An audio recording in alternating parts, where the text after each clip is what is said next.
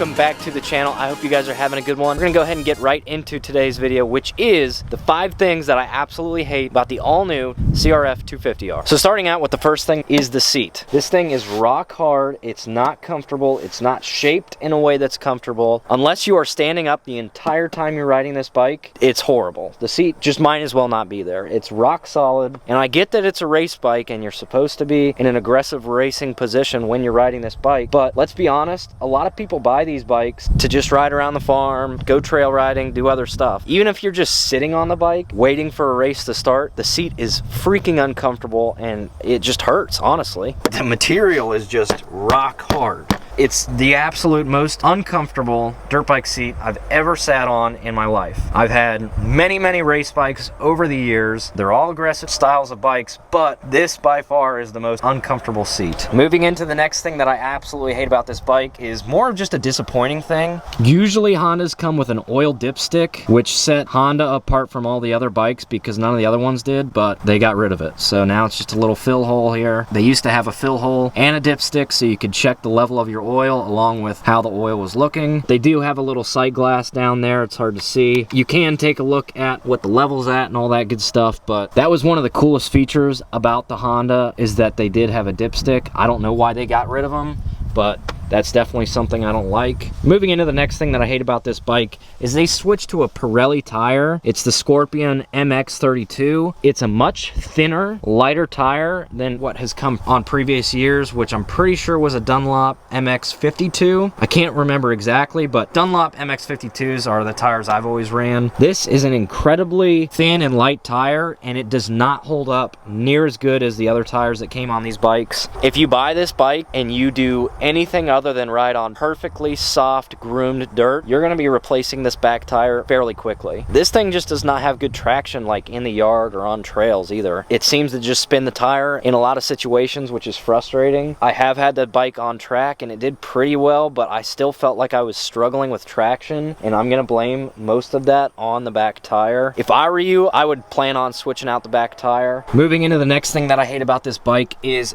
there was no heat shield put on this header from the factory. And if you notice, it's got crap all over it, and that is melted race pants from the very first time that I rode this bike. If you look at it right here, you can see how big the header actually is, but it also sticks out quite a bit. So when you're on the bike and you're hugging the side and riding like you should, your pant and boot is right up against that extremely hot header. I get it's a race bike. I get that they're trying to save weight in every way possible these days, but come on, how much weight would a heat shield from the factory actually add to the bike? Honestly, just a little disappointing because it's pretty easy to get your header looking all gross. Not only did it ruin my pants, but now the header looks like crap, and I've tried to get this stuff off and I just can't. Moving into the next thing that I hate about this bike is there is no hydraulic clutch. It's a traditional cable actuated clutch, which is fine, but the fact of the matter is everybody's using hydraulic clutches. The CRF450 got the hydraulic clutch, but the 250 didn't, and to me, that's just stupid. I don't know why you wouldn't also put that on your 250. KTM's had hydraulic clutches forever. There's absolutely no excuses why Honda didn't put their hydraulic clutch on the 250 as well. Another thing that I don't like about this bike, but I also like, so it's kind of one in the middle of those sort of thing, is the fact that this gas tank is titanium, but it's super thin. So the first time I was filling it up, I dinged the gas nozzle on the actual tank, and you can see right there it dented it. So this titanium gas tank is extremely thin, which makes me worried if you wreck this in the woods, if it can get punctured super easily, and then you're kind of screwed. I mean, most of it's protected by the plastics and everything like that, but you shouldn't be able to bump a gas can into this thing and it dent the titanium. Clearly, this is really thin material, so if you buy this bike, watch out for that. I'll be honest, overall, this is a really good bike, but those are the 5 things that I didn't like about the bike. I think they're all simple fixes, so I'd like to see Honda address those issues. I might be ranting just a little bit here, but biggest frustration out of this whole thing is they've got the hydraulic clutch on the new 450, but they don't have it on the 250. Like, it'd be so easy to just put it on the 250, and for whatever reason they didn't, which honestly is just disappointing considering KTM's had a hydraulic clutch forever. There's no reason why a bike of this stature shouldn't come with a hydraulic clutch from the factory. The brakes are pretty good. It's not a KTM, but you know, whatever. The seat is just uncomfortable. When you're sitting on your bike and you're either at the truck waiting to get onto the track, or you're sitting on the bike in between races, whatever the case may be, be. Just sitting on the bike shouldn't be uncomfortable, and it is extremely uncomfortable for this bike. I don't know why they put different tires on it. Maybe it's just something they were trying out, but personally I don't like them. You know, I think it depends a lot on what kind of riding you're doing, what kind of track you're riding on, because if it's a softer type track, then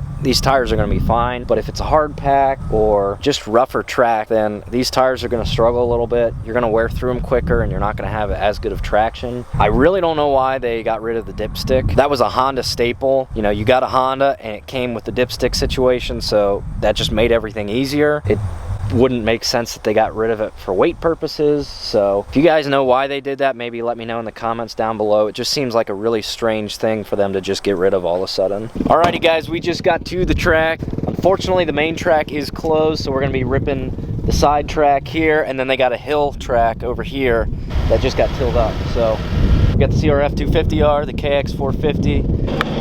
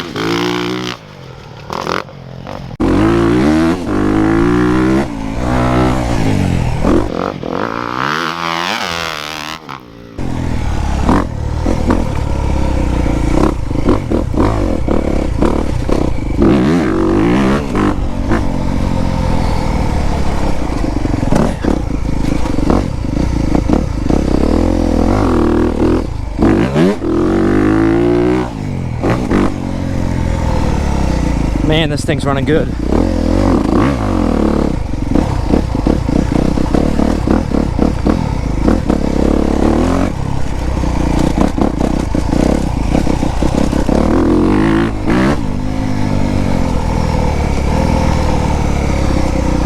This bike feels really good, guys.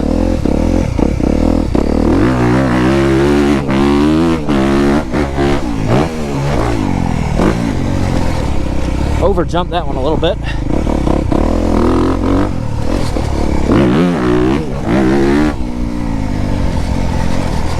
Oh, on the brakes.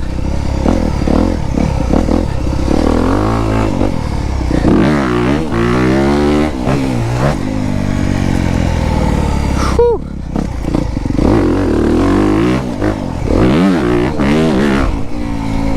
This bike has so much power. For a 250, it just wants to get away from you.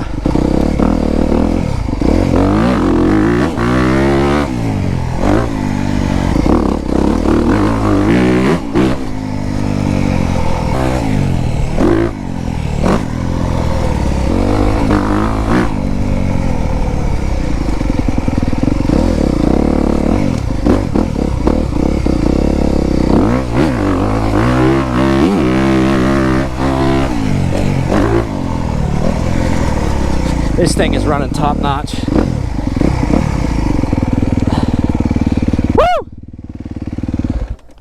Alright guys, there you have it. The 5 things that I hate about the all-new CRF250R. Overall, I do like this bike, but there are some things that I dislike about it. Down in the comments below, you guys will have to let me know what you think of the bike, if you have one, if you've ridden one, if you want to ride one. Hopefully this review was helpful for you guys. If so, please give it a thumbs up. Make sure you subscribe to the channel. We've got a lot coming up and I don't want you missing out. I'm going to go ahead and close today's video out there. So be sure to smash the subscribe button, give this video a thumbs up, and I will see you guys in the next one.